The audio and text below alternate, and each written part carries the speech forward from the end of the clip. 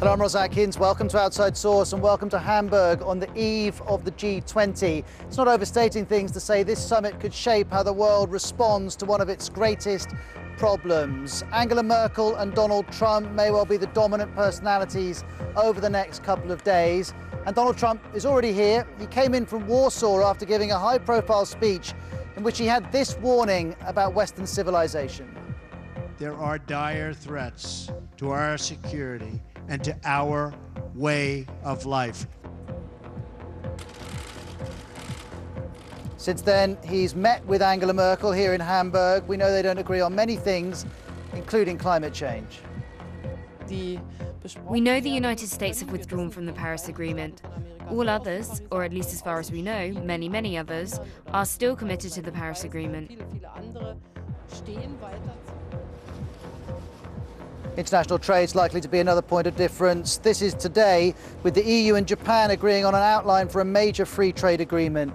Meanwhile, here in Hamburg, a big protest has been underway. Thousands of people have been out on the streets, along with thousands of police officers, and it has turned violent in some areas of the city. We'll bring you right up to date. And as you're watching, if you've got any questions about this G20 summit and what it might mean for your part of the world, whether you're watching in the UK or elsewhere, all the contacts apply. The email, social media contacts, and the hashtag BBCOS.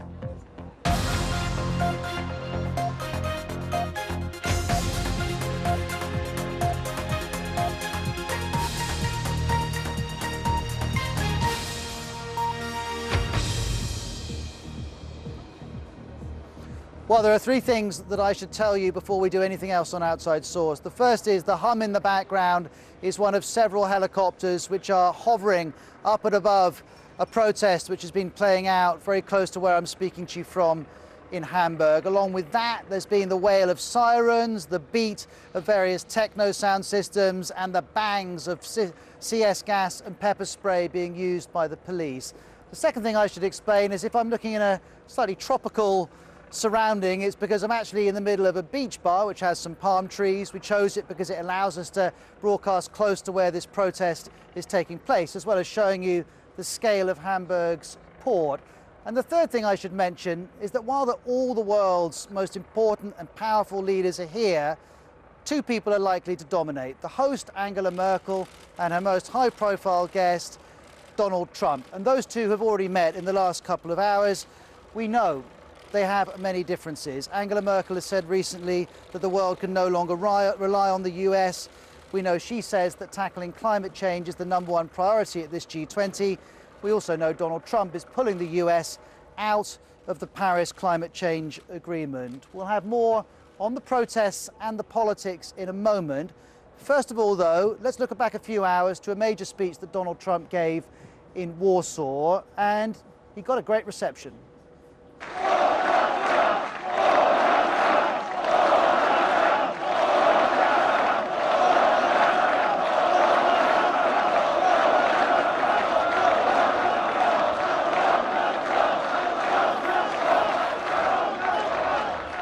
Thank you.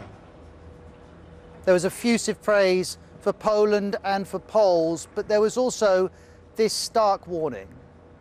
The fundamental question of our time is whether the West has the will to survive. Do we have the confidence in our values to defend them at any cost? Do we have enough respect for our citizens to protect our borders? Do we have the desire and the courage to preserve our civilization in the face of those who would subvert and destroy it? We can have the largest economies and the most lethal weapons anywhere on earth. But if we do not have strong families and strong values, then we will be weak and we will not survive. Now, given that America has thousands of troops in Poland and that speech was being made only 300 kilometers away from the border with Russia, it was inevitable that Donald Trump returned to a theme that he has spoken about many times: the amount of money that NATO members spend on defense. NATO members are committed to spending 2% of their GDP, but a lot of them do not do that. Poland is one that does. Mr. Trump praised the Polish government, but had this message for other European members of NATO. My administration has demanded that all members of NATO finally meet their full and fair financial obligation. As a result of this insistence, billions of dollars more have begun to pour into NATO. In fact, people are shocked, but billions and billions of dollars more coming in from countries that, in my opinion, would not have been paying so quickly. Well, watching that speech was Justyna Pawlak, who's joining us live from Warsaw. Justyna's the Reuters correspondent in Poland. I wonder how you assess what Mr. Trump had to say.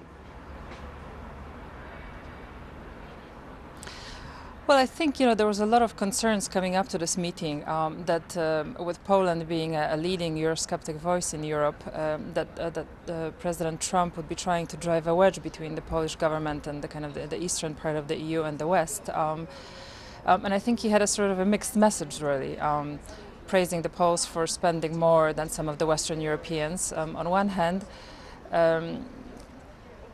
while on the other hand, kind of slightly possibly encouraging the Poles in their defiance towards the European Union by giving a veiled